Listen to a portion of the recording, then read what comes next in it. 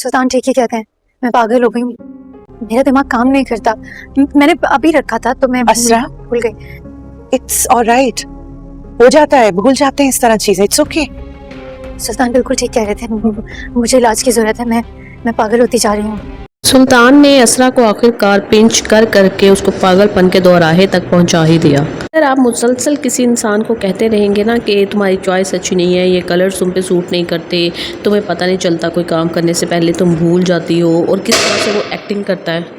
अब असरा आहिस्ता आहिस्ता अपने घर वालों के सामने एक्सपोज होती चली जा रही है, क्योंकि जैसे ही उसने उसके भाई को बताया था कि ये पागल है, इसको इलाज की ज़रूरत है, क्योंकि उसने बात की थी, उसने बिल्कुल ठीक बात की थी। उसने सुल्तान के फ़ोन में तमाम तस्वीरें और मैसेजेस देखे थे अपनी नेबर के, तो इसलिए बात की थी। लेकिन सुल्तान तो सुल्तान है, ये तो उसकी चाल थी, जैसे ही उसने देखे उसने सारी चीज़ें डिलीट कर दी।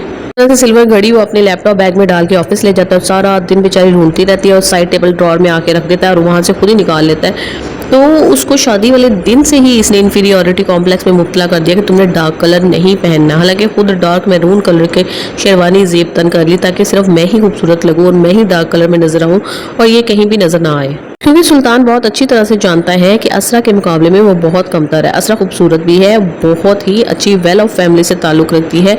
अगर वो कोई बिजनेस करना चाहे जॉब के मुकाबले में, तो वो भी वो कर सकती है और उसको कामयाब बना सकती है।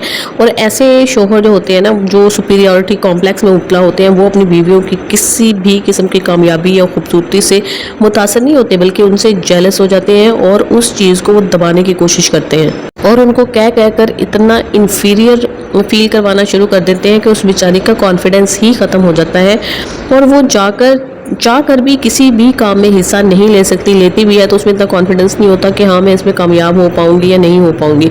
उसे दिल में ये बात बैठ जाती है कि मैं कुछ भी नहीं हूँ, मैं इतनी बेअक्ल हूँ कि मैं कुछ भी नहीं कर सकती, और सबसे ज़्यादा जो ज़हीन है ना वो मेरा शौहर है, और उसी ने मुझे रखा हुआ है, अदरवाइज़ मैं तो किसी काबिल हूँ ही नहीं।